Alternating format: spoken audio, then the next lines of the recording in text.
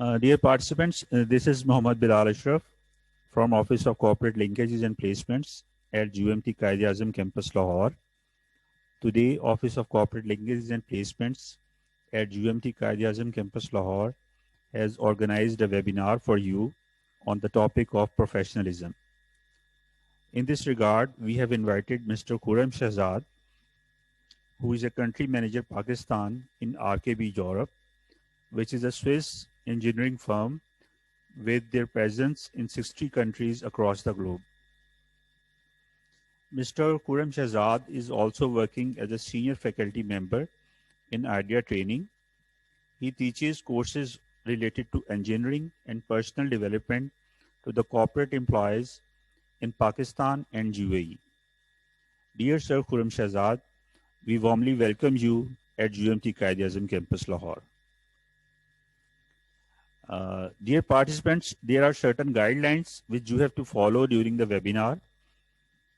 During the webinar, अगर आप लोगों का कोई क्वेश्चन होगा तो आप लोगों ने वो क्वेश्चन अपनी नोटबुक पे राइट डाउन कर लेना है और in the end of the webinar एक क्वेश्चन आंसर सेशन होगा और उस क्वेश्चन आंसर सेशन में आपको जिसने भी क्वेश्चन करना होगा वो अपना हैंड रेज करेगा. आपके resource person sir Zuhair Farooq Malik साहब आपको अनम्यूट करेंगे और आप अपना क्वेश्चन सर को पुट फॉरवर्ड करेंगे. उर्दू में या इंग्लिश में, जिस लैंग्वेज में आप कंफर्टेबल हो, आप वो क्वेश्चन सर से कर सकते हैं. इसी तरह हम क्वेश्चंस लेंगे और इस सेशन आगे चलेगा. और इसके अलावा ड्यूरिंग द वेबिनार आप लोग लास्ट सेमेस्टर के स्टूडेंट्स हैं. अब इसके बाद आपने ऑर्गेनाइजेशंस को ज्वाइन करना है मुख्तलिफ जॉब्स के लिए और वहाँ पर आपने कैसे बिहेव करना होता है. तो आप लोगों से एक सीरियस किस्म का और एक मैच्योर किस्म का एटीट्यूड जो है वो एक्सपेक्ट किया जा रहा है क्योंकि आप लास्ट सेमेस्टर के स्टूडेंट हैं और एमकॉम और बीएस अकाउंटिंग के स्टूडेंट हैं. आप लोगों ने यहाँ पे 4 इयर्स भी गुजारे हैं और 2 ईयर भी स्पेंड किए हैं यूएमटी में. तो आप लोगों ने बहुत प्रोफेशनली अच्छे तरीके से बिहेव करना है और एक अच्छा इम्प्रेशन आपने देना है. तो now I would like to request Sir Khurram Shahzad to please start the session. Thank you, sir. Thank you so much, Bilal Ashraf. बहुत शुक्रिया UMT की मैनेजमेंट का और OCLP डिपार्टमेंट खालिद नकीब साहब और उनकी पूरी टीम का जिन्होंने ये सब ऑर्गेनाइज किया and give me an opportunity to speak to such brilliant students. So आज का topic professionalism is more close to my heart because Pakistan में अगर सबसे ज्यादा किसी चीज की जरूरत है और वो भी खास तौर पे स्टूडेंट लाइफ से जिस पे काम करने की जरूरत है वो प्रोफेशनलिज्म है, एथिक्स है, मैनर्स है. आप देखते होंगे टीवी पे आजकल बहुत जोर और शोर से जो हसन निसार हैं वो इस पे बात करते हैं कि हमारे मुल्क का मसला इक्तिसादियात नहीं है बल्कि इखलाकियात है. So as a nation or as an individual, as a corporate employee, as a part of this society, किसी भी लिहाज से देखिए तो इसको इम्प्रूव किए बगैर हम आगे नहीं बढ़ सकते. So लाइफ में जिसने भी कुछ अचीव किया है उसने किसी ना किसी लेवल पे जरूर अपनी प्रोफेशनलिज्म को इम्प्रूव किया है. अब प्रोफेशनलिज्म के अंदर बहुत सारी चीजें आती हैं. मैं अपना पर्सनल एक्सपीरियंस आपके साथ शेयर करूंगा.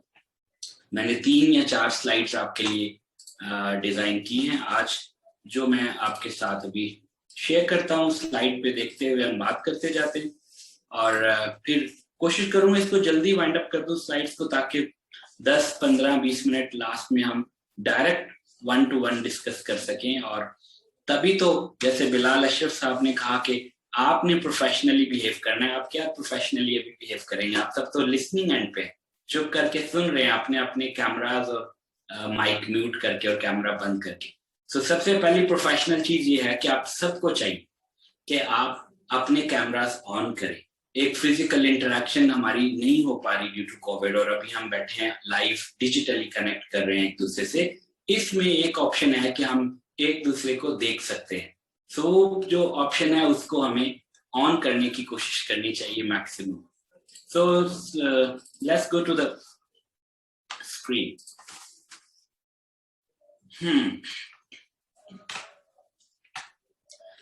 Professionalism इस पे डिटेल में हम बात करेंगे। मैं साइड पे जो व्यू आ रहा है हमारे पास, इसका कैमरा का इसको भी ऑफ कर रहा हूँ बिकॉज स्क्रीन प्रॉपरली सबको नजर आनी चाहिए। प्रोफेशनलिज्म का मतलब है, अगर हम डिक्शनरी की डेफिनेशन पे जाएं, conduct, AIIMS and qualities.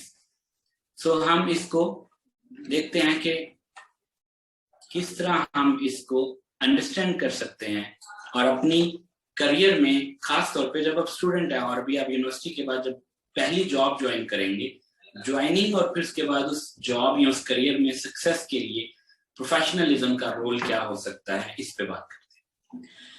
Professionalism की अगर हम बात करें तो ये सलाहियत है, an ability to perform certain conducts, जिसकी मदद से आप अपने करियर में अच्छे तरीके से प्रोग्रेस कर सके। अब वो सलाहियत क्या है, हमें यहाँ पे थोड़ा सा सलाहियत और काबिलियत, इन दोनों का फर्क आपके साथ शेयर करना चाहता हूँ। ये बहुत इंपॉर्टेंट है। Main difference between ability and capability. Ability and capability का मतलब है, जो रिलेशनशिप है डायरेक्ट, वो पर्सन और पर्सोना से है, शख्स और शख्सियत के साथ है। इंसान जब पैदा होता है तो वो अपनी सारी सलाहियतें अपने अंदर लेके पैदा होता है। खुदा ने इंसान को मुकम्मल इंसान के तौर पे पैदा किया। जो कुछ भी उसके अंदर मौजूद होना चाहिए, जिसकी जरूरत उसको हो सकती है इस दुनिया में, वो सारी सलाहियतें वो अपने अंदर लेके पैदा होता है। आप इस दुनिया में आने के बाद नई सलाहियत पैदा नहीं कर सकते, नई एबिलिटी सीख सकते। सो इन दोनों का फर्क जानना बहुत जरूरी है। जब आप सलाहियत आपके पास मौजूद है जो कि इनबॉर्न है, मिसाल के तौर पर बोलने की सलाहियत, बात करने की सलाहियत, एक्सट्रोवर्ट है आप, सो ये सलाहियत आपके पास है। अब चाहे आप बस कंडक्टर बन जाएं, पब्लिक स्पीकर बन जाएं, या आप जिस प्रोफेशन में भी चले जाएं, ये सलाहियत आपके काम आती रहेगी हमेशा।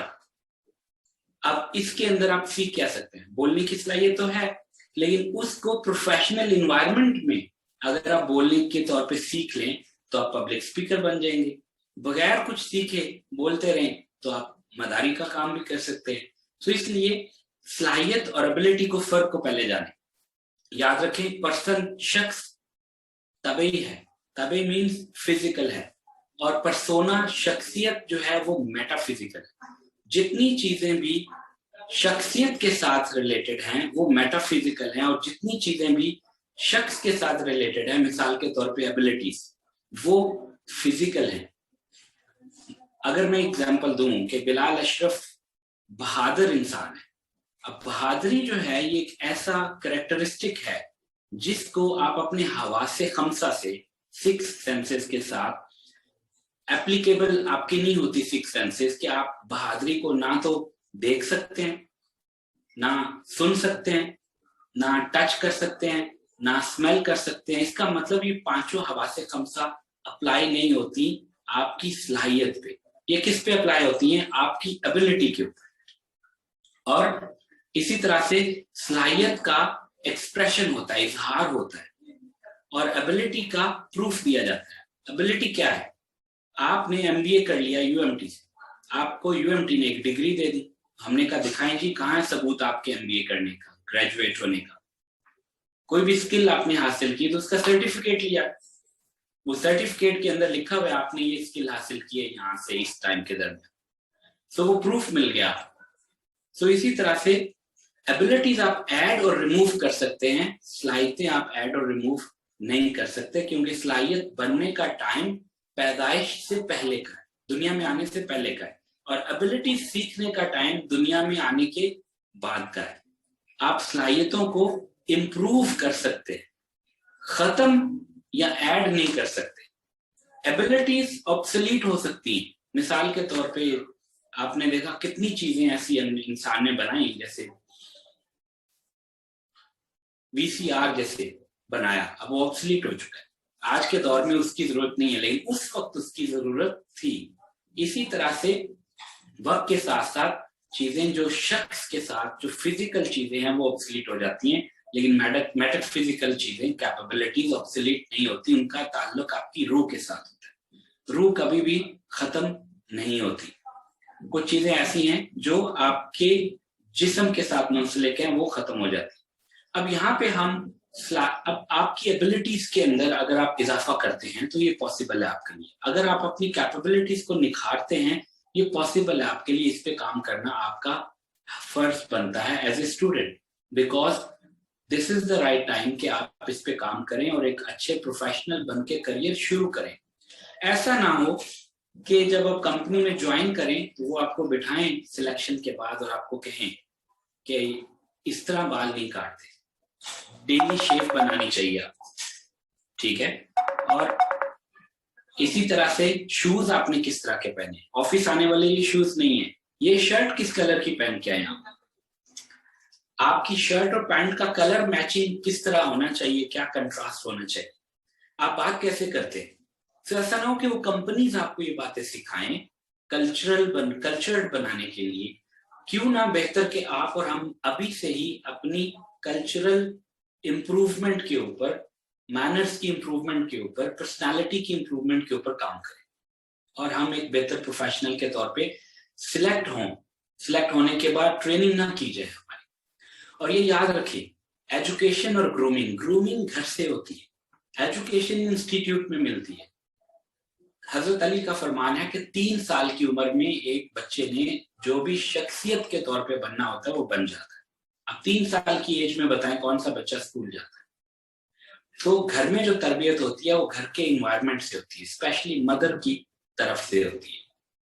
तो आप जब तरबियत के लिए आप घर पे तरबियत हासिल करते हैं, तालीम के लिए आप घर से बाहर जाते हैं। अब यूएमटी में आपने पढ़ा, आपने डिग्री हासिल की, अब उस डिग्री के अंदर जो तालीम आपने हासिल की, जो स्किल आपने हासिल की, जो एक्सपोजर आपको मिला, वो काम आएगा अगली जॉब के ऊपर आपकी कामयाबी की वजह से।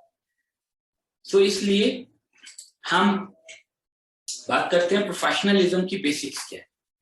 सबसे इंपॉर्टेंट चीज बीइंग ऑर्गेनाइज्ड, ये की है आपके प्रोफेशनलिज्म की। अब बीइंग ऑर्गेनाइज्ड क्या आप एज ए पर्सन ऑर्गेनाइज्ड हैं, क्या आप as a part of the organization organized हैं, क्या आप as a part of your class, your university, social community, as a part of your family, home जो आपका घर है जहां से आप बिलोंग करते हैं, उसको रिप्रेजेंट करते हुए ऑर्गेनाइज हैं। क्या आपका काम ऑर्गेनाइज है, क्या आपकी लैंग्वेज, आपकी वोकैबुलरी, क्या आपकी एक्टिविटीज, क्या आपके गोल्स ऑर्गेनाइज हैं, क्या आपका सोशल मीडिया ऑर्गेनाइज है, क्या आपका रेज्यूमे, क्या ये सारी चीजें अगर आपकी ऑर्गेनाइज हैं, जिसमें आपके पंक्चुअलिटी आ जाती है, आपकी पर्सनल कमिटमेंट आ जाती है, क्या ये सब चीजें ऑर्गेनाइज हैं? अगर नहीं है तो हमें काम करना चाहिए इसके ऊपर और इसको स्टेप बाय स्टेप हमें इम्प्रूव करना चाहिए। तो ही हम एक ऑर्गेनाइज शख्स के तौर पे, मैं अक्सर कंपनीज में, मैंने 21 इयर्स हो गए इंडस्ट्री में काम करते हुए। एक स्टील मिल में एज ए इंजीनियर करियर शुरू किया था 21 साल पहले। वहां बहुत बुरे हालात थे, काम के, एनवायरनमेंट के, कल्चर के। प्रोडक्शन डिपार्टमेंट में, मेंटेनेंस डिपार्टमेंट में, ऑपरेशन डिपार्टमेंट में, डिफरेंट एरियाज में जब काम किया तो दिल चाहता था कहीं जॉब ना ही करनी पड़े। अगर इतनी मुश्किल जॉब है तो क्या फायदा पढ़ने का और ये सब करने का। तो वो मुश्किल टाइम था सीखने का एक्चुअली। तो इसी तरह से हम जब ऑर्गेनाइज हो जाते हैं तो हम अपने करियर में ग्रो कर सकते हैं। मैंने देखा उस स्टील मिल में, फिर उसके बाद दूसरी कंपनी में, फिर तीसरी कंपनी में लोग अवार्ड देते हैं। आपने मैकडोनल्ड में भी देखा होगा, जाए तो वहां बोर्ड लगा होता है employee of the month. Employee of the month कौन होता है? जिसने अच्छा काम किया होता है, टारगेट अचीव किए होते हैं। मैं अक्सर कंपनीज को ये कहता हूं कि आप एम्प्लॉय ऑफ द मंथ के अवार्ड की बजाय आप being organized person of the month, organized person of the year के अवार्ड दे।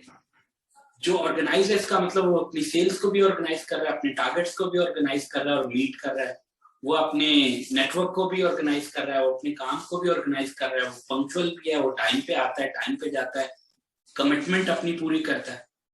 सारी चीजें उसके अंदर आ जाती हैं। फिर जब आप किसी को कहते हैं ना कि यार आपने सेल्स अचीव कर ली, तो उसका आपको एम्प्लॉय ऑफ द मंथ का अवार्ड मिल गया कि आपने इतने लाख की सेल की। फिर सारे बाकी चीजें छोड़ के उस एक सेल्स फिगर को अचीव करने के लिए रोल मॉडल बना के उस शख्स को लग जाते हैं। फिर वो क्या करते हैं, झूठ भी बोलते हैं, पंक्चुअलिटी का ख्याल नहीं रखते। वो कहते हैं सब चीजें पीछे रह जाएंगी, ईमेल का रिप्लाई किया या नहीं किया, जाओ क्लाइंट से मिलो, मिन्नत समाजत करो, रिश्वत दो और अपने टारगेट पूरे करो।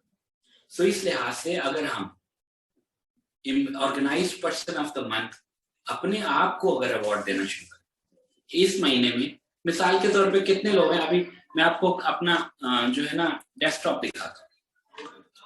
यहाँ आपको मेरे कंप्यूटर की स्क्रीन पे डेस्कटॉप बिल्कुल क्लियर नजर आ रहा है, बिल्कुल क्लियर, कोई किसी किस्म का डॉक्यूमेंट नहीं पड़ा हुआ। ये एक डॉक्यूमेंट पड़ा है professionalism.key, जो कि प्रेजेंटेशन है जो अभी मैं आपको डिलीवर कर रहा हूँ। इस ट्रेनिंग के बाद ये प्रेजेंटेशन भी यहाँ से उठा के मैं अपने कंप्यूटर में जाऊंगा, idea training sessions management 2021 UMT, और UMT के अंदर एक नया फोल्डर बन जाएगा प्रोफेशनलिज्म, और इस फोल्डर के अंदर ये प्रेजेंटेशन कॉपी हो। सो इस तरीके से अगर मुझे अपनी इंजीनियरिंग की ट्रेनिंग देखनी है, 2020 की देखनी है, ठीक है, अगर 2021 की देखनी है, तो मेरे पास एक एक चीज उसके फोल्डर में ऑर्गेनाइज तरीके से मौजूद है, बजाय इसके कि मैं वो सारी चीजें लाके डेस्कटॉप पे रखूं। मैं कितने लोगों का डेस्कटॉप देखता हूँ अनऑर्गेनाइज्ड, क्लटर्ड, जिसका डेस्कटॉप साफ नहीं है, जिसकी गाड़ी साफ नहीं है, जिसका ऑफिस क्लटर्ड है, उसका बेडरूम भी वैसा ही होगा, उसका बाथरूम भी वैसा ही होगा, उसका किचन भी वैसा ही होगा, उसका माइंड भी वैसा ही होगा, उसकी थिंकिंग थॉट प्रोसेस भी वैसा ही होगा, वो उतना ही अनऑर्गेनाइज्ड होगा सोचने में, डिसीजन लेने में। तो हर चीज को ऑर्गेनाइज करना बहुत इंपॉर्टेंट है, तभी आप एक ट्रू प्रोफेशनल के तौर पे सामने आ सकते हैं। आप मिसाल के तौर पे मैं अपने कैलेंडर आपको दिखाता हूँ। कैलेंडर में अगर मेरे मेंशन ही नहीं है कि इस टाइम मैं क्या कर रहा हूँ, तो इसका मतलब है कि मैं अपने काम ऑर्गेनाइज नहीं करता। वर्क फ्रॉम होम पूरा दिन, इसकी डिटेल सेपरेटली मेंशन है टू डू लिस्ट में, और ये 5 बजे से 6 बजे तक यहाँ पे मेंशन है कि मैं आपके साथ सेशन में, इसके बाद मेरी कोई अपॉइंटमेंट नहीं। इसी तरह से अगर मैं कल चला जाता हूँ, नेक्स्ट डे पे 3 अपॉइंटमेंट्स है, Ayaan solutions, Pradeep interview, arts academia, एक स्विस कंपनी के साथ मीटिंग है। तो इसी तरह से अगर मैं इससे आगे जाता हूँ तो पूरा दिन वर्क फ्रॉम होम है, और वापस आ जाता हूँ तो हर दिन का, जैसे ये कौन सा दिन है, यहाँ पे सारी मीटिंग्स ऑर्गेनाइज हैं। आप अगर मुझे कहते हैं कि मैं पिछले साल, ये पूरा वीक का आ गया स्केच, ठीक है, लास्ट वीक, उससे लास्ट वीक, उससे लास्ट वीक, उससे लास्ट वीक, आप कहते हैं साल की हम बात करते हैं, तो अभी हम बैठे हैं, जैसे मैं 2021 के फेब में चला जाता हूँ, 10th ऑफ फेब। आप यहाँ देख लीजिए, मंडे 8 फेब से सैटरडे 13th फेब तक की एक एक डिटेल मेरे पास मौजूद है कि मैंने उस दिन क्या किया। मुझे अगर आप पूछते हैं आप उस दिन कहाँ थे, मैं यहाँ बता सकता हूँ मैंने कितनी मीटिंग्स की, एक एक मिनट का रिकॉर्ड मौजूद। अगर मैं ऑर्गेनाइज नहीं, मेरा कैलेंडर ऑर्गेनाइज नहीं है, मेरा ईमेल क्लाइंट ऑर्गेनाइज नहीं है, डेस्कटॉप ऑर्गेनाइज नहीं है, घर ऑर्गेनाइज नहीं है, गाड़ी ऑर्गेनाइज नहीं है, तो मैं डिजर्व नहीं करता कि मैं आपके सामने बैठ के यहाँ आपको प्रोफेशनलिज्म पे लेक्चर दूं। This is called integrity. मेरा सीवी अगर ऑर्गेनाइज नहीं है, मेरा अगर लिंक्डइन का प्रोफाइल ऑर्गेनाइज नहीं है, फेसबुक ऑर्गेनाइज नहीं है, फेसबुक पे कोई फोटो लगी है, लिंक्डइन पे कोई फोटो लगी है, बायोडाटा कंप्लीट नहीं है वहां। सो इसलिए ऑर्गेनाइज होना बहुत जरूरी है। सबसे पहले हर चीज को ऑर्गेनाइज करें, उठना बैठना बोलना चालना, आपका खाना खाना, आपका स्केड्यूल, हर चीज आपकी ऑर्गेनाइज। कमिटमेंट क्या है, मैंने आपसे कहा कि आज 5 बजे मैं आपके साथ यहाँ पे लाइव सेशन करूंगा और मैं लाइव हो जाऊं, इसका मतलब है कि मैं कमिटमेंट पूरी नहीं कर रहा। सो ऑर्गेनाइज कैसे हो सकता हूँ? Honesty, integrity. जेफ बेजोस कहता है, वॉरेन बफे ने एक दफा एक इंटरव्यू में बताया कि जब वो कोई शख्स हायर करता है अपनी कंपनी के लिए तो वो 3 चीजें देखता है। 3 चीजें। नंबर 1 उसकी एनर्जी, ये मैं आपको बता रहा हूँ 3, 2, 1 नीचे से ऊपर की तरफ। नंबर 3 पे एनर्जी, उसके अंदर एनर्जी कितनी है, कितना एक्टिव है, प्रोएक्टिव कितना है, ठीक है। नंबर 2 पे उसकी स्किल और काबिलियत, और नंबर 1 पे वो चेक करता है उसकी इंटेग्रिटी। और इंटेग्रिटी चेक करने का सिंपल तरीकाकार है।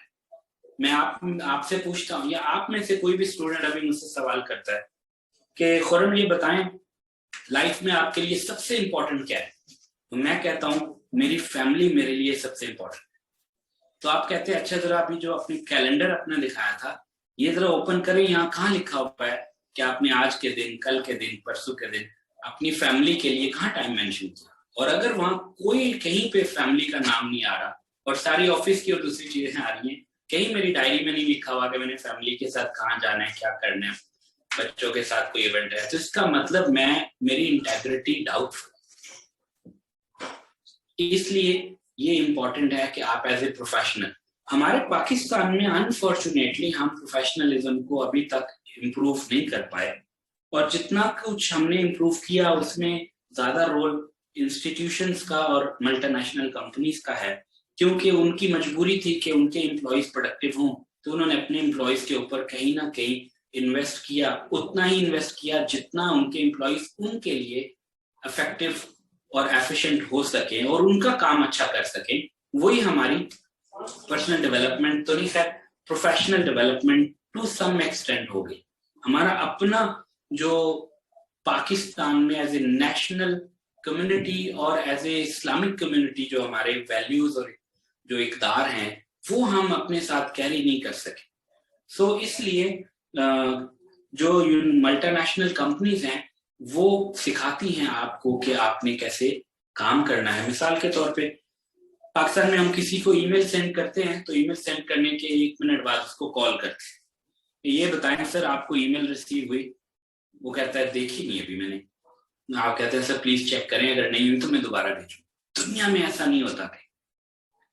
और वो चेक करता है फिर कहता है हाँ एक्चुअली हाँ मिल गई, तो फिर आप कहते हैं सर ठीक है शुक्र है मिल गई है, सब आप इसको रिप्लाई कर दीजिएगा, तो फिर भी रिप्लाई नहीं आता। और कितनी ऐसी इंपॉर्टेंट ईमेल्स होती हैं जो कभी रिस्पॉन्ड ही नहीं की जाती। कैलेंडर इनवाइट भेजने का कल्चर नहीं है हमारे पास, अपना ईमेल एड्रेस सही बनाने का कल्चर नहीं है हमारे पास।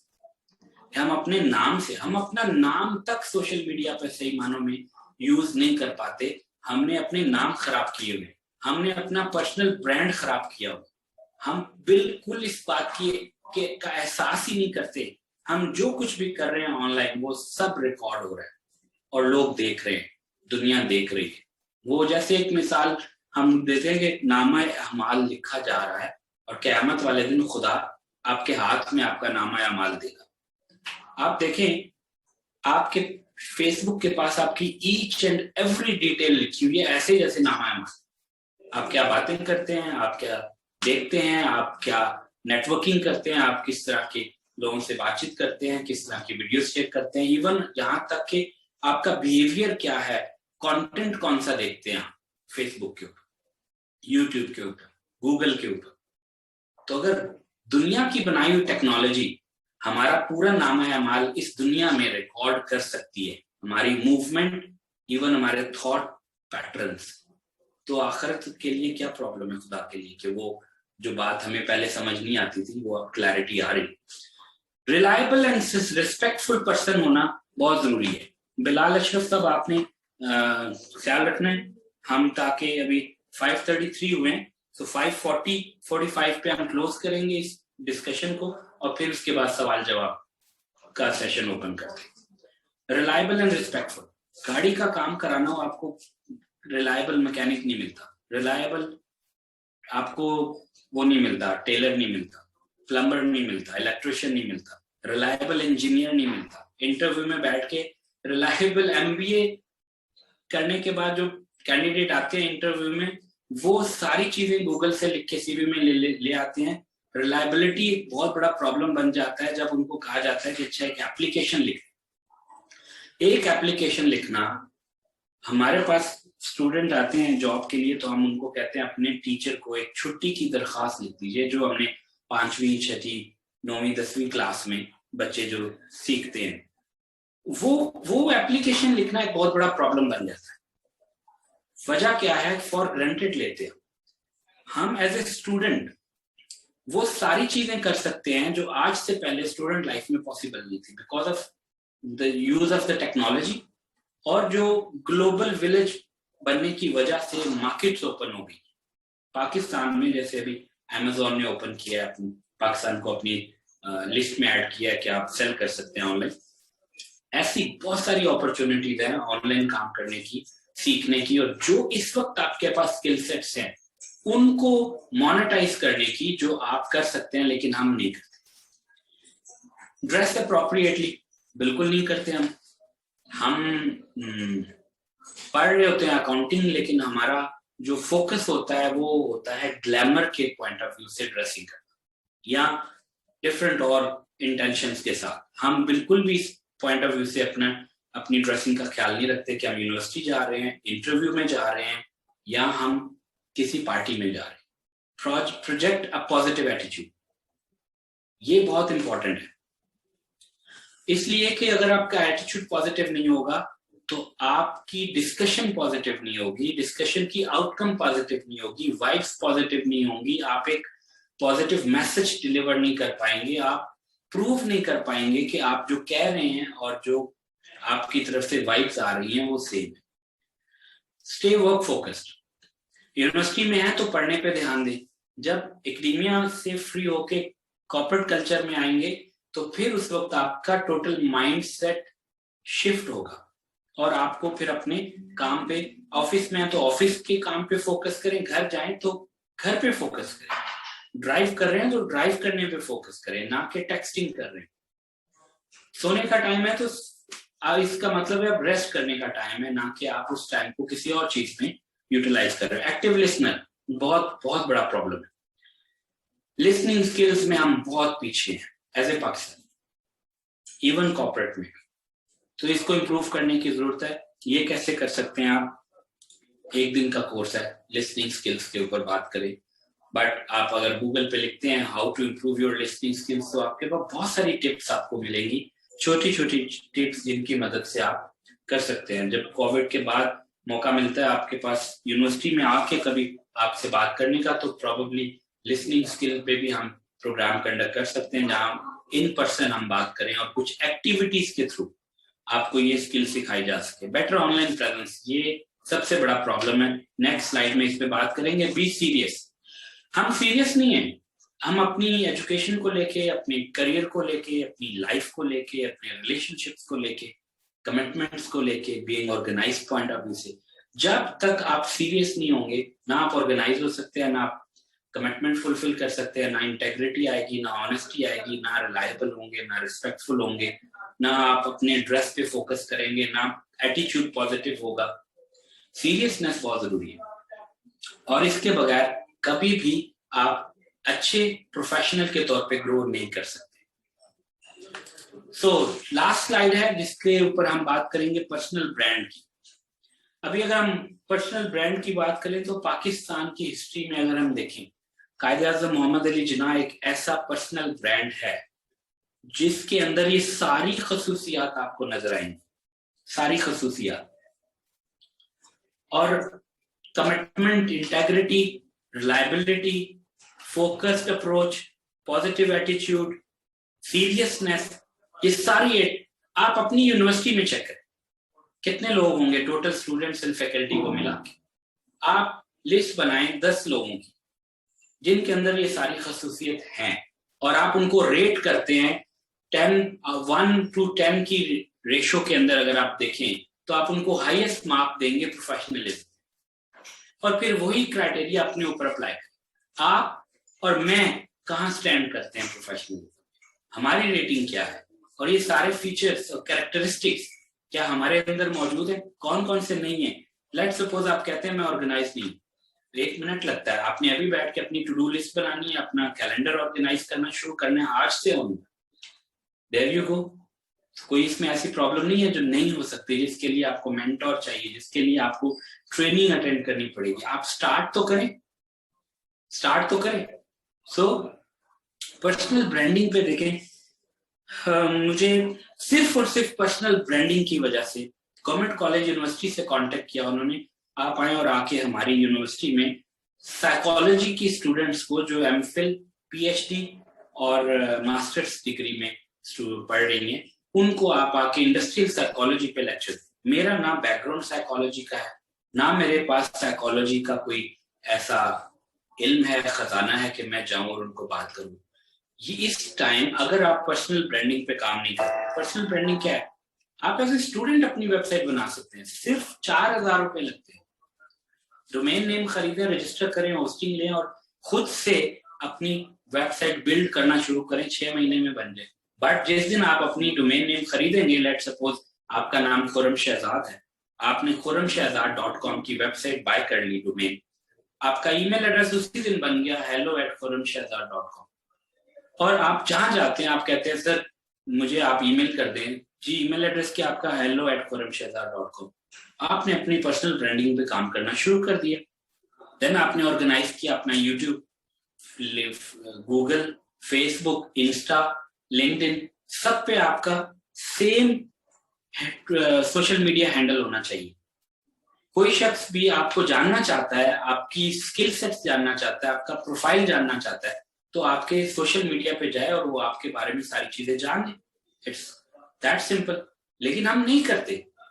हम एमबीए करने के बाद भी अगर नहीं करेंगे अपनी पर्सनल ब्रांडिंग पे काम, तो इसका मतलब यहाँ तो हमने एमबीए नहीं किया, यहाँ फिर हमें कोई प्रॉब्लम है। सो अगर आपके सोशल मीडिया पे जाएं और वहां पे सारी इंफॉर्मेशन हिडन है, तो या तो आप किसी सिक्योरिटी एजेंसी के एजेंट हैं, या आप अपनी आइडेंटिटी पता नहीं किससे हाइड करके रखना चाहते हैं। क्यों नहीं ओपन आप पब्लिक के लिए? क्यों नहीं आप अपने आप को एक पब्लिक सेलिब्रिटी का दर्जा आज की तारीख में देते? आप में कोई एक चीज तो ऐसी होगी जो ऑनलाइन सेल हो सकती है। बात करने का अंदाज, लेट सपोज आपने एमबीए किया है, इंजीनियरिंग की है, कोई एक सब्जेक्ट आपने पढ़ा है, ऑर्गेनाइजेशनल बिहेवियर की किताब सामने रखें और यूट्यूब पे आप उसकी सारी वीडियोस रिकॉर्ड करके अपलोड करना शुरू करें। ऊपर से देख के बताएं मैं ये किताब पढ़ रहा हूँ, ये उसका ऑथर है, ये सब्जेक्ट है, आज मैं आपको इस किताब की ये 5 इंपॉर्टेंट पॉइंट्स बताऊं। एक साल में अगर आप रोज एक वीडियो अपलोड करते हैं, 365 वीडियोस आपकी हो जाती हैं, ऑटोमेटिकली आप यूट्यूब पे वायरल हो जाएंगे and people will start to learn about your name and your work. किया क्या आपने? कुछ भी नहीं, किसी और के काम को सिर्फ आपने प्रेजेंट किया पब्लिकली दुनिया के सामने, खुद अपने बिहाफ पे। सो पर्सनल ब्रांडिंग पे काम करें। अगली आने वाला टाइम, अभी आप अपना पर्सनल ब्रांडिंग पे देखें। आप जब जॉब शुरू करेंगे, लोग आपको कैसे अप्रोच करेंगे कि खुर्रम आपके लिए जॉब है हमारे पास? कैसे अप्रोच करेंगे? सोशल मीडिया से, लिंक्डइन से। और अगर वहां जाके वो देखेंगे इसको, तो इसकी प्रोफाइल समरी से ही नहीं लिखी, इसमें टाइपो एरर्स हैं, कॉन्सेप्चुअल तरीके से उसकी जो लैंग्वेज है वो कंसेप्चुअली नहीं ड्राफ्ट की गई, तो प्रॉब्लम है। आप मेरे प्रोफाइल पे चले जाएं, खुर्रम शहजाद आप कर लें सर्च, फेसबुक पे, लिंक्डइन पे जाके देखिए और उसमें से निकालें कोई गलती, मुझे जरूर बताएं ताकि मैं उसको करेक्ट कर सकूं और आपके लिए एक एग्जांपल है कि आपको भी ऐसे करना चाहिए। तो यहाँ पे हम इसको रैप अप करते हैं। अगर आप में से कोई भी स्टूडेंट इस सेशन के बाद भी मुझसे कांटेक्ट करना चाहे, कोई सवाल पूछना चाहे, ये प्रेजेंटेशन की कॉपी चाहिए, या phone number, email address, phone number means WhatsApp, email address, social media handle, complete detail मौजूद है। आप इस स्लाइड को सेव करके इस स्क्रीनशॉट लेके आप मुझसे कांटेक्ट कर सकते हैं any time. You are more than welcome. बहुत शुक्रिया आपका अटेंटिव होने का और ट्रेनिंग में, इस सेशन में मौजूद रहने का। जी बिलाल साहब, now we are open to questions और we have 10-15 minutes, so let's do that.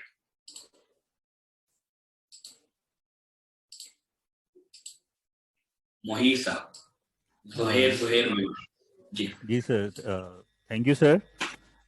Dear students, Thank you for listening to our guest speaker, Sir Khurram Shahzad. So if anybody has any question, so please he can raise his hand. I'm unmuting you. तो आपका कोई question है तो please आप one by one question कीजिए. Professional होने की एक और एग्जांपल भी दे देता हूँ. सबसे अच्छी बात यह कि जब आप किसी भी सेशन में आते हैं तो प्रिपेयर्ड होके आए, उस टॉपिक पे थोड़ी रिसर्च करके आए, उसके 2-3 सवाल लिख के लेके आए, बिकॉज याद नहीं रहते हमें, और हम ताकि सवाल ना पूछना भी प्रोफेशनलिज्म के खिलाफ. जी please, who is going to ask the first question? Hasan Kaiser, Ghania Khan, Saad, Musa bin Tariq, Faiza Javed. मेरा ख्याल है किसी फीमेल स्टूडेंट को ही किंजा सूरी किसी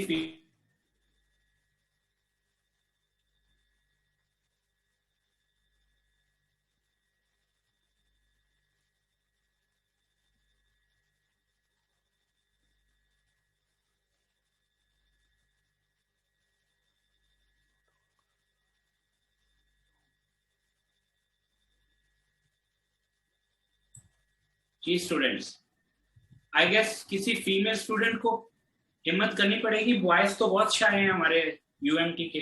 अलमास रियाज, Ayesha Iqbal, Munira, Faiza Javed, Mohammad Haris, Kinza Suri. Who is going to be the first person to ask the question? Bilal Kamal, Maria अंबर हाशमी. मैं आप लोगों से सवाल पूछ लूं?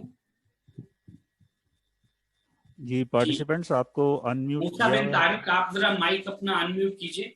मूसा बिन तारिक.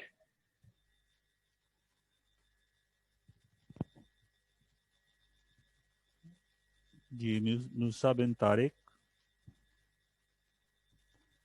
आप रैंडमली किसी का भी माइक अनम्यूट कर दें क्योंकि इनको. हाँ, शाजेब रब्बानी, इनकी तो आवाज नहीं आ रही, इनका कोई ऑडियो का प्रॉब्लम है. अक्सा बुखारी को अनम्यूट कीजिए. अमीर हमजा. जी सर एक सेकंड में. सर मेरा ख्याल है इसमें कुछ प्रॉब्लम आ रहा है. 1 मिनट सर होल्ड कीजिए, मैं जरा बुलाता हूँ किसी को.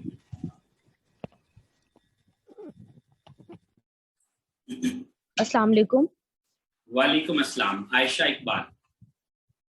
जी सर, मेरा ये क्वेश्चन है कि लाइक अगर हम लोग कोई जॉब इंटरव्यू में जाते हैं तो हमें ऐसे कैसे प्रिपेयर रहना चाहिए कि हमारा जो कॉन्फिडेंस लेवल है वो मतलब कि ऐसा ना हो कि सामने वाले को ऐसा ना लगे कि हम लोग कॉन्फिडेंट नहीं है. देखिए, कॉन्फिडेंस और पब्लिक स्पीकिंग या कम्युनिकेशन स्किल जिसको हम कहते हैं, उसके लिए सबसे इम्पोर्टेंट है आपके पास नॉलेज होना. नॉलेज अगर है तो आप जुबान के फिर मोहताज नहीं रहते. आप किसी भी लैंग्वेज में बात करें, आप अपना मैसेज कन्वे कर देते हैं. नॉलेज के बगैर कैसे कॉन्फिडेंस आएगा? क्या बात करेंगे हम? कुछ तो कहेंगे. और उसके लिए हमारे पास जब तक मालूमात, नॉलेज नहीं है तो हम बात नहीं कर सकते. इंटरव्यू में भी, अब इंटरव्यू में क्या नॉलेज होना जरूरी है आपके पास, क्या आप उस पर कॉन्फिडेंटली बात कर सकें. जो सवाल पूछे जाते हैं आप सबको पता है कि आप हमें अपने बारे में बताएं, आपको क्यों हम हायर करें, आप क्यों हमारी कंपनी ज्वाइन करना चाहते हैं, अगर आप पहले जॉब कर रहे हैं तो क्यों छोड़ना चाहते हैं. तो इन सवालों के ऊपर हम प्रैक्टिस कर सकते हैं जवाब देने की, और बेस्ट से बेस्ट अच्छा जवाब जो आपकी पर्सनालिटी और पर्सनल इंटरेस्ट के साथ रिलेट करता हो वो क्राफ्ट करके आप बात कर सकते हैं. सो उस कंपनी के बारे में जाने, वो कंपनी क्या करती है, उस कंपनी में जो ओपन पोजीशन है जिसके लिए आपको इंटरव्यू कॉल की गई है, उस पोजीशन के बारे में जाने, उसकी जॉब डिस्क्रिप्शन के बारे में जाने, उसके चैलेंजेस के बारे में जाने, और उसके पॉइंट ऑफ व्यू से जो सवाल आएंगे उसके लिए आप प्रिपेयर हो जाएं. नंबर 2, जो आपने सीवी में लिखा है, सबसे पहले सवाल आपके सीवी से लेंगे वो. अगर आपने अपना करियर ऑब्जेक्टिव या समरी ऑफ क्वालिफिकेशन सही नहीं लिखा तो आप यहीं पे पकड़ लेंगे आपको इंटरव्यू लेने वाले कि भाई ये क्या है. इसको आपने लिखा है, लेट्स सपोज आप एमबीए मार्केटिंग कर रहे हो और आपने अपना ऑब्जेक्टिव बनाने के बजाय गूगल से किसी और का कॉपी पेस्ट किया हो, तो आप लेट्स सपोज हम क्या करते हैं, इंटरव्यू में जो भी कैंडिडेट आते हैं उनको कहते हैं अपना सीवी दिखाएं, और सीवी अपने सामने रख देते हैं उल्टा करके, और उनको कहते हैं अब आप अपना करियर ऑब्जेक्टिव या समरी ऑफ क्वालिफिकेशन हमें बगैर सीवी पे देखे सुना दे। 100 में से 99 लोग नहीं सुना, इसका मतलब उन्होंने खुद नहीं लिखा होता, वो गूगल से कॉपी पेस्ट किया, किसी और का है, किसी दोस्त को कहा मेरा सीवी बना दे। हमें लोग कहते हैं सर हमारा सीवी बना दें। आपको पता है पाकिस्तान में कितनी कंपनीज हैं जो लोगों को सीवी बना के देती हैं? किसी और का बनाया हुआ सीवी अगर आप लेके इंटरव्यू में चले जाएंगे तो उसको डिफेंड कौन करेगा उसमें लिखी हुई बातों को? इसका मतलब यहाँ तो आप खुद बनाएं, वरना साथ बैठ के बनवाएं, और आपको पता होना चाहिए कि उस सीवी में लिखा क्या है और उस सीवी के पॉइंट ऑफ व्यू से सवाल क्या आ सकते हैं। आपने वहां लिखा है मेरी लीडरशिप स्किल्स बहुत अच्छी हैं, स्किल सेट्स के अंदर लीडरशिप टॉप पे लिखा हुआ है, पहला सवाल आएगा miss Ayesha leadership skills last time आपने कहाँ पे अपनी प्रूफ की थी? तो आपके पास कोई इवेंट ही ना हो ऐसा प्रूफ करने के लिए। यूनिवर्सिटी में जी मैंने एक इवेंट कराया था, बस दैट्स ऑल। तो इसका मतलब उसकी बजाय आप वो स्किल सेट्स लिखें जो आपकी लीडरशिप स्किल्स को, या अगर कम्युनिकेशन है तो उसको प्रूफ करें। अगर आपने लिखा हुआ है कि आपकी कम्युनिकेशन स्किल्स बेहतर हैं, तो आपका eye contact, body language, selection of words, आपका बोलने का अंदाज, पोलाइटनेस, हम्बलनेस, ये नहीं शो हो रही अगर कम्युनिकेशन से, इसका मतलब आपने सीवी में ऐसे ही लिख दिया है कम्युनिकेशन स्किल्स। सो आप वो चीजें लिखें सीवी में जो सही है, आप वो तैयारी करके जाएं जो आपसे इंटरव्यूअर पूछने जा रहा है। बिकॉज देखें जैसे आपसे सवाल किए जाते हैं ना, और अगर आप इंटरव्यू क्वालिफाई कर लें तो ऐसे आपका भी फर्ज बनता है कि आप प्रिपेयर्ड हो और आप पूछें कि सर ये पोजीशन कब से खाली है, कौन था इस पे काम कर रहा था पहले, इसने जॉब क्यों छोड़ी, सर आप क्या समझते हैं ज्वाइन करने के बाद मेरे लिए सबसे बड़ा चैलेंज क्या होगा। लेकिन आप जब स्टूडेंट लाइफ से कॉर्पोरेट में जाते हैं तो एतमाद की कमी की वजह से आप ये सवाल नहीं पूछते, इसलिए कि कहीं नौकरी ना चली। वो ये कहेंगे इनको तो बहुत बातें करनी आती है, ये तो कल को हमें ओबे नहीं करेंगे।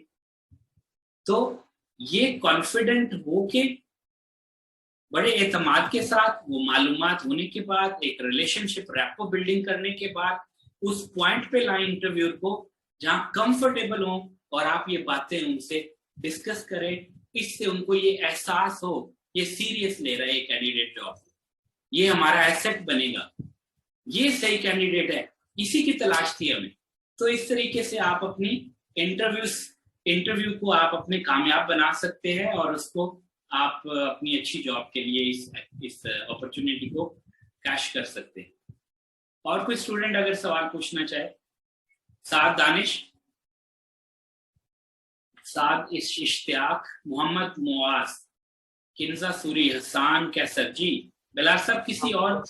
जी मोहम्मद मुआज, वेलकम सर। मैंने एक ही चीज के बारे में आपसे पूछना था, जो हमारे ऑफिस में पॉलिटिक्स होती है उसको किस तरह आप अपने प्रोफेशनलिज्म के साथ उसको टैकल कर सकते हैं? आपकी कंपनीज के अंदर, कॉर्पोरेट इंडस्ट्री में जो पॉलिटिक्स होती है उसको कैसे हैंडल कर सके प्रोफेशनलिज्म के साथ, ये पूछ रहे हैं, ठीक है सर? अच्छा, अब पॉलिटिक्स पाकिस्तान में कोई ऐसी फैक्ट्री या ऐसी कंपनी या ऑर्गेनाइजेशन नहीं है जहाँ पे ना हो, चाहे वो गवर्नमेंट की हो, प्राइवेट हो, इवन मल्टीनेशनल में भी। इसकी रीजन क्या है?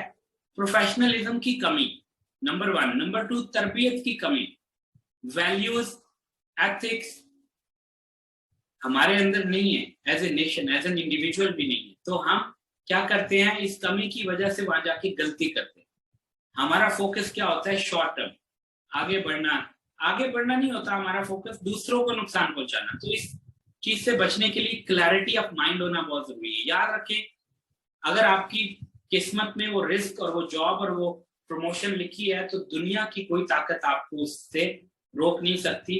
आपने सिर्फ और सिर्फ उसको हासिल करने का एथिकल तरीका अडॉप्ट करना है। एथिकल क्या है? प्रोग्रेस से, परफॉर्मेंस से, एफिशिएंसी से, एटीट्यूड से, बिहेवियर से, गलत काम ना करके। इसलिए बॉस के साथ रिलेशनशिप ना बनाएं कि वो मेरी प्रमोशन करेगा, इसलिए बनाएं कि वो बॉस है, उसको आपका सुपीरियर कंपनी ने बनाया है, आपने उससे सीखना है, वो ग्रो करेगा तो आप ग्रो करेंगे, आप ग्रो करेंगे तो वो ग्रो करेगा। सिर्फ माइंडसेट की बात है। और अगर कोई आपके साथ ऐसी चीज करता है तो आप उसको प्रोफेशनली टैकल करें, पर्सनली ना करें। आप अपनी कर ले, आप होता क्या है कि कम्युनिकेशन गैप होता है, हम बात नहीं करते आपस में इन इश्यूज के ऊपर, हम डिफेंसिव हो जाते हैं। अगर किसी ने मीटिंग में आपको थोड़ा डीमोटिवेट कर दिया या आपका इंप्रेशन खराब कर दिया, तो अब हम पर्सनल हो जाएंगे और जाके 4 कोलीग से बात करेंगे, उसने ये किया, वो आपको मशवरा देंगे। बजाय इसके आप आफ्टर द मीटिंग उसके साथ बैठे और एक बहुत अच्छे इन्वायरमेंट में बात करें और समझने की कोशिश करें। अगर आप में इंप्रूवमेंट की गुंजाइश है तो इंप्रूवमेंट ले आए। अगर उसकी मिसअंडरस्टैंडिंग की वजह से ये हुआ है तो उस मिसअंडरस्टैंडिंग एंड कंफ्यूजन को दूर कर दें और उसके साथ एक अच्छा रिलेशनशिप बिल्ड करें, प्रोफेशनल रिलेशनशिप। दोस्ती नहीं करनी, कॉर्पोरेट में दोस्त नहीं होते, याद रखें, कॉलीग्स होते हैं। कॉलीग्स दोस्त नहीं हो सकते, दोस्त कॉलीग नहीं हो सकते, बहुत रेयर केसेस है। और अगर हो भी तो दूसरे डिपार्टमेंट्स में होते हैं, अपने डिपार्टमेंट में तो आपको पता है एक राइवलरी चल रही होती है। इसलिए काम करने जाते हैं सिर्फ काम करें, फोकस काम होना चाहिए और प्लस अपना काम ध्यान से करें। जब आप अपना काम प्रॉपर कर रहे हैं, कमिटमेंट पूरी कर रहे हैं, तो ये सारे मामला फिर पीछे रह जाते हैं। और दूसरा, किसी ग्रुप का हिस्सा ना बने। आपकी लॉयल्टी सिंसियरिटी उस कंपनी के साथ है, ना उस बॉस के साथ है, ना उस अच्छा एक और चीज, ये भी एक क्लैरिटी यहाँ पे आ रही, आपकी सिंसियरिटी और लॉयल्टी ना उस कंपनी के साथ है, ना उस बॉस के साथ है, ना उस सर्टेन ग्रुप के साथ है जो पावरफुल है।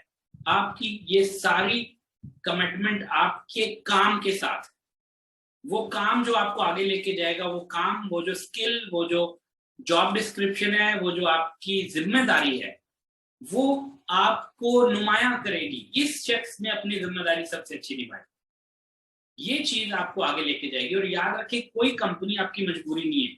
आज आप एक कंपनी में, कल आप दूसरी कंपनी में, तो क्या होगा, आपका काम साथ जाएगा, वो आपका मेयार बन जाएगा, वो आपका इंप्रेशन बन जाएगा, वो आपकी ब्रांडिंग बन जाएगा। लोग आपको कहेंगे, मिसाल के तौर पे, अगर किसी को आप मुआज, आपका प्रोफेशन क्या है, आप किस डिसिप्लिन में पढ़ रहे हैं यूएमटी में? मैं एमकॉम में। एमकॉम? जी सर। दोबारा बताइए। Yes sir, M Com commerce. अब कॉमर्स के बाद आप जाते हैं किसी कंपनी में, तो आपकी पहली जॉब क्या हो सकती है और आखिरी जॉब क्या हो सकती है? अकाउंटेंट स्टार्ट हो सकता है। अकाउंटेंट स्टार्ट होगी, और आपका अगर करियर अकाउंटेंसी में आगे चलता जाए तो पीक पे जब पहुंचेंगे तो क्या पोजीशन होगी आपके पास? सीएफओ, सीनियर अकाउंटेंट या सीएफओ? सीएफओ। सीएफओ अगर कोई आपको डायरेक्टर बनने का कह दे, कंपनी का सीईओ बनने का कह दे, अब जैसे बर्जर है, बर्जर पेंट्स में हमारे एक दोस्त हैं अब्दुल वाहिद कुरैशी साहब, वो अकाउंटेंसी डिपार्टमेंट में काम करते करते सीएफओ बने। अब सीएफओ बनने के बाद कंपनी ने उनको सीईओ बना दिया एक नई कंपनी का। So there is no limitation to your professional growth. So आपने क्या करना है कि ये देखना है कि जब भी पाकिस्तान में किसी कंपनी में सीएफओ की जॉब की रिक्वायरमेंट आए और वो आपस में बात करें, इंडस्ट्री में लोग एक दूसरे से कि यार आपकी नजर में कोई अच्छा सीएफओ है, तो सारे कहें यार मुआज से अच्छा नहीं है।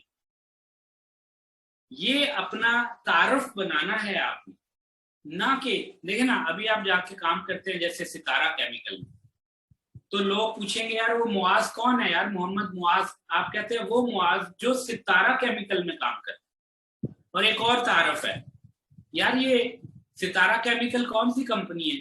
यार वो जहाँ पे मोहम्मद मुआज नहीं काम करता सीएफओ, ये वो कंपनी है सितारा केमिकल। दोनों में फर्क समझे, इस फोकस को लेके चलेंगे तो आप अपने करियर में बहुत कामयाब होंगे, फिर ये बाकी सारी चीजें पीछे रह जाएंगी।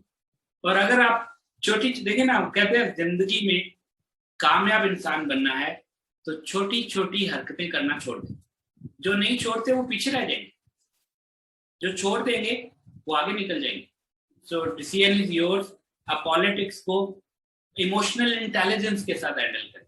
आप जितने इमोशनली स्टेबल होंगे, छोटी छोटी बातों से आपकी इमोशनल स्टेबिलिटी खराब नहीं होगी, आप अपना लॉन्ग टर्म ऑब्जेक्टिव को लेके चल रहे होंगे, आपको पता होगा इस कंपनी में मैंने 2 साल काम करना है, सीखना है, इम्प्रूव करना है, आगे बढ़ना है और फिर मैंने स्विच कर जाना। कोई भी किसी कंपनी में अगर पूरी लाइफ के लिए काम करना चाहता है फिर उसके चैलेंजेस डिफरेंट होते हैं। सो इसलिए मिसाल के तौर पे 21 सालों में मैंने मुगल स्टील मिल्स में काम किया, फिर तुर्की स्टील मिल्स में काम किया, फिर एसकेएफ में काम किया, फिर मैंने 4 साल अपना बिजनेस किया, मैंने आरकेबी में काम किया और ट्रेनिंग कंपनी बनाई 2013 में और 7-8 साल से उसको रन कर रहा हूँ। सो कितनी सारी चीजें ना करने की वजह से मैं पीछे रह जाता। मैं आज अगर उसी स्टील मिल में काम कर रहा होता तो इमेजिन करें मेरी सोच, ग्रोथ, विजन, मेरा जो बेसिकली एक्सपोजर है कितना लिमिटेड होता। सो चीजें शॉर्ट टर्म होती हैं, पॉलिटिक्स भी शॉर्ट टर्म है। सो आप देखिए किताबों से नहीं सीख सकते पॉलिटिक्स को कैसे हैंडल करना है, मेरे लेक्चर से नहीं सीख सकते। आप इन बेसिक्स को ध्यान में रखें, जाएं, काम करें और जब आपका सामना पड़े होगा किसी पॉलिटिकल सिचुएशन से काम के दरमियान, then you have to realize कि अच्छा अब मैंने अपनी सलाहियत को रुएकार लाना है और अपनी सलाहियत की बुनियाद पे इसको मैंने हैंडल करना। ठीक है? और जहां पे आपको लगे कि ये पॉलिटिक्स मेरे बस की बात नहीं है, ये मुझे आगे भी नहीं बढ़ने दे रही और इसको मैं फेस नहीं कर सकता, ये मतलब अब ये बहुत फैल चुकी है, पूरी कंपनी के अंदर रूट्स तक जा चुकी है, that is the time for you to take a decision to quit that job, move immediately, don't waste your time working in for that company, simple.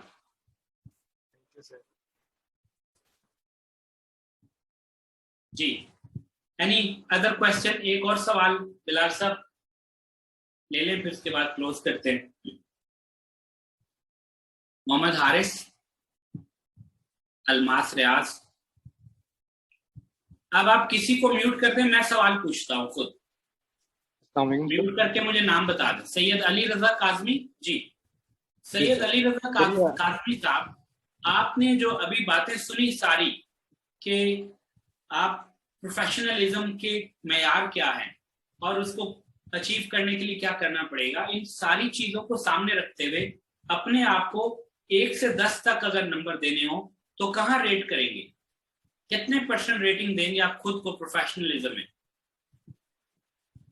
Sir recently मेरा थोड़ा सा एक्सपीरियंस रहा है जॉब का, तो उस हवाले से कुछ चीज़ें जो आपने डिस्कस की इसमें से कुछ चीज़ें ऑलरेडी जो हैं वो बताई जा चुकी हैं हमें। यहाँ पे मैं एक क्वेश्चन करने के लिए आया था, लेकिन आपने जो कहा कि रेट करें तो 5-6 के ऊपर मैं अपने आप को इस टाइम समझता हूँ, क्योंकि मल्टीनेशनल का एक्सपीरियंस था मेरा 6 से 7 साल का पास्ट में, कंपनी HBL हेड ऑफिस में सर मैं रहा हूँ। तो सर मेरा यहाँ पे एक क्वेश्चन आपसे था कि आपने कहा कि अपने आप को 2-3 साल बाद स्विच कर देना चाहिए, लेकिन सर मैंने ये चीज़ ऑब्जर्व किया कि जब हम एक कंपनी को स्विच करके दूसरी कंपनी में जा रहे होते हैं तो पहला सवाल वहाँ पे ये होता है कि आप वो पिछली कंपनी को स्विच क्यों करना चाह रहे हैं, और अगली आपने 2 साल बाद या 3 साल बाद उस कंपनी को स्विच कर दिया तो आप 2-3 साल बाद हमें भी स्विच कर देंगे, तो हम आपके ऊपर जो एक्सपेंसेस वगैरह जो इन्वेस्ट कर रहे हैं तो हमें तो उसका कोई फायदा नहीं होगा। तो वहाँ पे आके सम टाइम क्या मैंने अक्सर ये देखा कि लोग वहाँ पे जो है ना वो गलत बयानी से काम ले जाते हैं कि नहीं सर हम मैक्सिमम टाइम यहाँ पे देंगे, आगे हमने स्विच नहीं करना इस तरह के, क्योंकि 1-2 इंटरव्यूज में जो है ना सीनियर वहाँ पे हो गए थे तो खुद भी कॉन्टेक्ट किए थे। तो मेरा सवाल यहाँ पे सर आपसे ये था कि हम कंपनी को स्विच कर अगली कंपनी में जाते हैं तो क्या मतलब, यानी कि हमारे माइंड में ये कॉन्सेप्ट होना चाहिए कि हम इस कंपनी को सम टाइम हम सैलरी को भी देख रहे होते हैं, सम टाइम पॉलिटिकल इश्यूज होते हैं, सम टाइम हम वहाँ पे एडजस्ट नहीं कर पा रहे होते, तो हम अगले को किस तरह ब्रीफ करें कि हमने क्यों वो कंपनी स्विच की? Thank you. ये बहुत अच्छा सवाल है और ये हमारा समझते हैं कि पाकिस्तान का एक बड़ा मसला भी है। अगर मैं HR मैनेजर हूँ और आप मेरे पास आए हैं और मैं आपको कहता हूँ कि आप हमारी कंपनी छोड़ तो नहीं देंगे, और आप कहते हैं कि अच्छी नहीं सर मैं तो कभी भी नहीं छोड़ूंगा, इधर ही जीऊंगा इधर ही मरूंगा, मैं आपको हायर नहीं करूंगा। और अगर आप कहते हैं कि एग्जैक्टली सर मैं यहाँ जो चीजें सीखूंगा उसको यूटिलाइज करने की कोशिश करूंगा, उसकी वजह से जो पहले मेरे पास एक्सपीरियंस है जो मैं लेके आ रहा हूँ और जो एक्सपीरियंस यहाँ से गेन करूंगा और स्किल सेट इंप्रूव होंगी मेरी, और जो आप मुझ पे इन्वेस्ट करेंगे उसकी बुनियाद पे जो मैं ग्रो करके एक अच्छा प्रोफेशनल बन जाऊंगा, उससे आपकी कंपनी को फायदा दूंगा। और अगर मुझे लगेगा कि मेरी प्रोफेशनल ग्रोथ और पर्सनल ग्रोथ रुक गई है, मेरी फाइनेंशियल ग्रोथ रुक गई है, तो इवेंचुअली सर मैं सोचूंगा चेंज करने के बारे में। बट मैं ऐसे चेंज नहीं करूंगा। मैं आपके पास आऊंगा, आपके साथ बैठूंगा, अपने कंसर्न शेयर करूंगा, आपको बताऊंगा कि ये मुझे प्रॉब्लम्स आ रही हैं। अगर आप और मैं मिलके कलेक्टिवली उसका हल निकाल लेंगे तो कोई प्रॉब्लम नहीं है।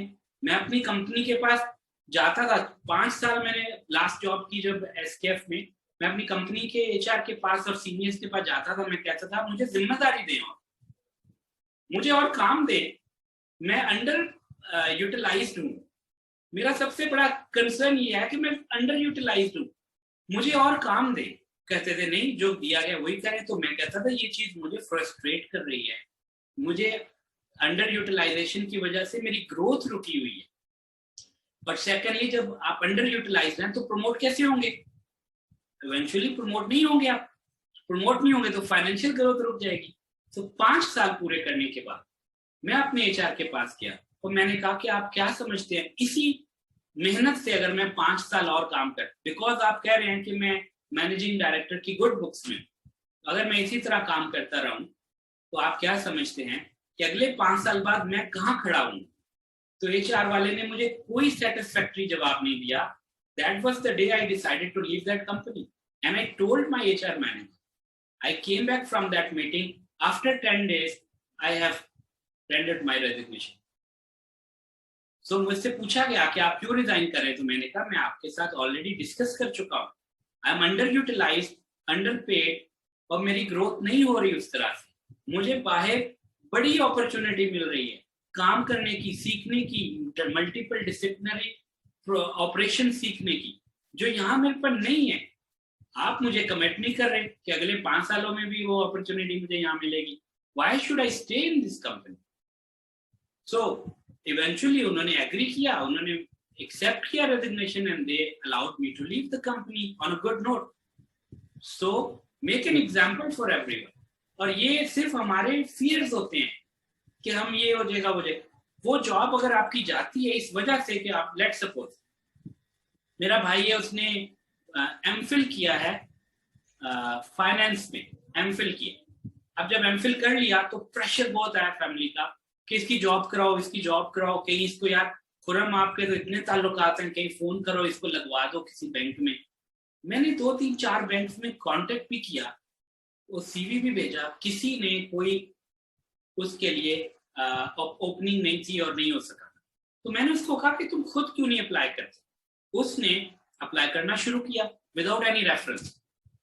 इवेंचुअली उसको अल्फा से कॉल आई, बैंक अल्फा से। उन्होंने कहा कि टेलर की यानी कैशियर की जॉब है, 18,000 रुपए तनख्वाह देंगे और हम आपसे 2 साल का बॉन्ड फिल कराएंगे। वो एग्री कर गया, पूरी फैमिली एग्री कर गई, बॉन्ड फिल कर दो, 18,000 रुपए आ रहे हैं ना, अभी फारिग बैठे हैं, अगले महीने से 18,000 रुपए आ जाएंगे।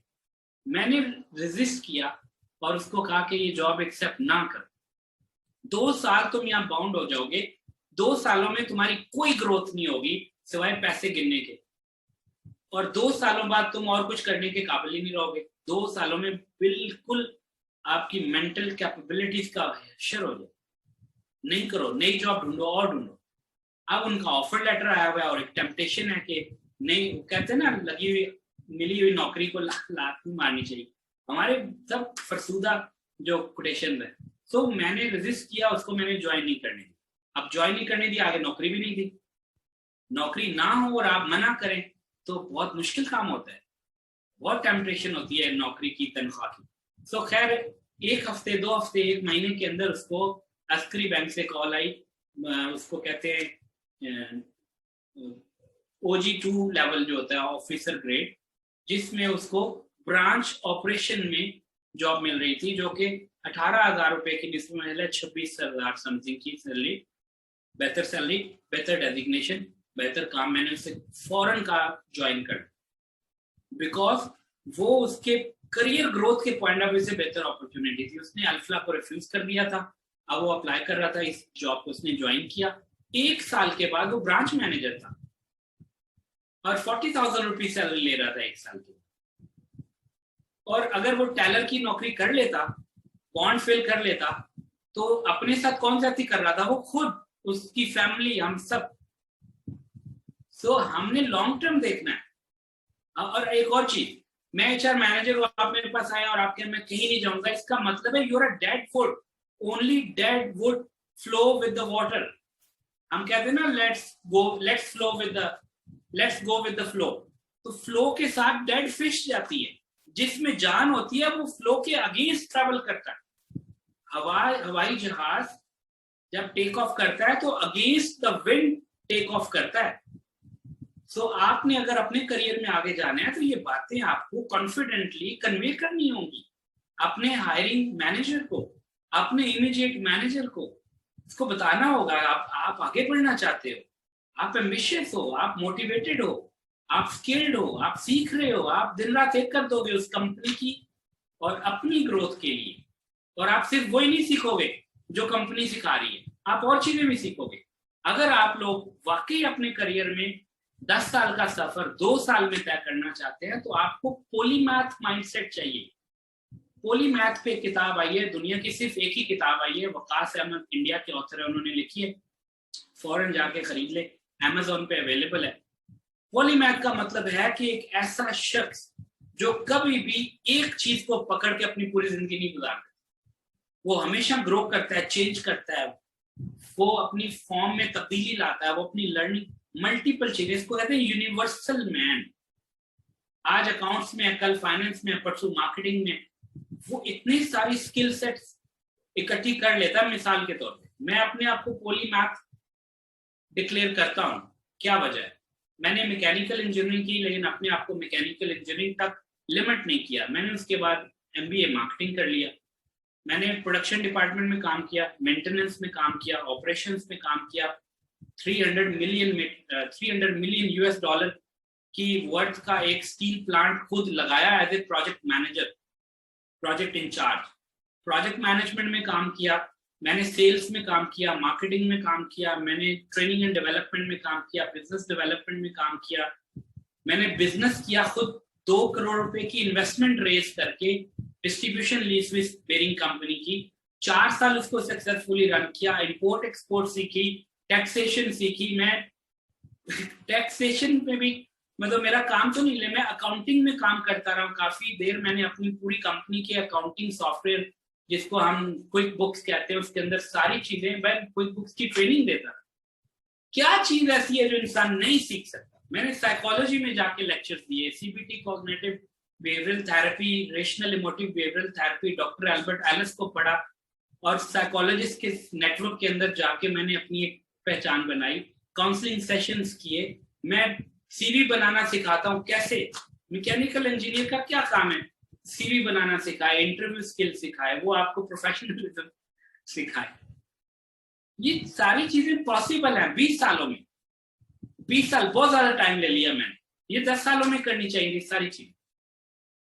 क्यों? आज से 10 साल पहले टेक्नोलॉजी और ये चीजें इतनी ज्यादा अवेलेबल नहीं थी जितनी आज अवेलेबल। आप भी कर सकते हैं, आप कभी भी हायरिंग मैनेजर के रहमो करम पे ना रहें। हो सकता है आपके पास हायरिंग मैनेजर से ज्यादा स्किल हो इंटरव्यू कंडक्ट करने की, इंटरव्यू में प्रेजेंट करने की। अगर आप कॉन्फिडेंट हैं, आपके पास नॉलेज है, इंफॉर्मेशन है, आप अपनी बात कन्वे करना जानते हैं, तो वो इंटरव्यू लेने वाला शख्स आपसे मुतासिर होगा, आपकी वजह से डिफेंसिव नहीं हो जाए। वो कहेगा कि मैंने सही हायरिंग की, मैंने अपनी कंपनी का, अपनी जॉब का हक अदा किया आज। और अगर आप यही बातें कर रहे हैं कि जी ठीक है मैं कहीं नहीं जाऊंगा, आपके पास काम करूंगा, इसका मतलब है आपके अंदर विल नहीं है, आपके अंदर आप एम्बिशियस नहीं है, आप अपनी आप ग्रो करने की तरफ नहीं जाना चाहते। अगर आप ग्रो करने नहीं जाना चाहते तो मेरी कंपनी को क्या बेनिफिट देंगे? मुझे वो शख्स अच्छा लगेगा जो आके कहेगा सर मैंने 1 साल काम करना है आपकी कंपनी में, उसके बाद मैंने कंपनी छोड़ देनी है। अब मेरा काम है मैं उसको रिटेन करूं। किसी ने कहा था कि एक CFO ने कहा था एक HR मैनेजर से कि what if we train our people and then they leave. तो उस HR मैनेजर ने, जो अच्छा HR मैनेजर था, उसने कहा था कि what if we don't train our people and then they stay in the company, कितना नुकसान करेंगे वो। तो उसने कहा था कि इट इज लाइक आप जितना अच्छा पे करते हैं वो मैटर करता है कि लोग आपकी कंपनी में आए और कितना अच्छा आप उनको केयर करते हैं, ये मैटर करता है कि वो आपकी कंपनी के साथ लॉन्ग टर्म चले। आपकी कंपनी ग्रो कर रही है, आपके एम्प्लॉइज ग्रो नहीं कर रहे, क्या फायदा, क्यों से स्टे करें वो आपके पास? नहीं करना चाहिए उन्हें स्टे, उनका हक है। कौन सा शख्स है जो आपको आके कहे कि मुझे 1 लाख की जॉब दे दे, मैं पूरी जिंदगी आपका मुलाजिम रहूंगा? क्यों? उसकी जिंदगी की कोई वैल्यू नहीं है। वो क्या है, पूरी जिंदगी सिर्फ 1 लाख रुपए कमाने के लिए पैदा हुआ है? ऐसा नहीं होना चाहिए। ये चीजें प्रोफेशनलिज्म के खिलाफ है। ऐसा एचआर मैनेजर जो इस तरह की हायरिंग कर रहा है, उसको तो उसकी कंपनी को चाहिए कि देखे वो नुकसान कर रहा है, वो right people for the right job hire नहीं कर रहा शायद। सो वो आई होप के किसी हद तक मैंने आपके सवाल का जवाब दिया है। Syed Ali. Dear sir, thank you very much for conducting such a valuable session and a great question answer session with our students. Our director campus, Sir Muhammad Azim, who is the director of UMT Quaid-e-Azam campus, is also here. So I would request to Sir Muhammad Azim to please give concluding remarks. Thank you very much, Bilal sir. Khurram sir, thank you very much. I really appreciate the way you have discussed the practical aspects of professionalism, and especially you responded to the questions for the sake of students, for the sake of guidance of students. मैं वैसे personally बहुत appreciate करूँगा students को भी that they have raised practical scenarios and practical questions in front of you. मैं 1-2 सवाल जो मुझे अच्छे भी लगे उसमें, जैसे एक अभी लास्ट में बच्चे ने सवाल किया कि जॉब quickly switch करते हैं तो usually it is being asked next organization में why you are going to switch the organization.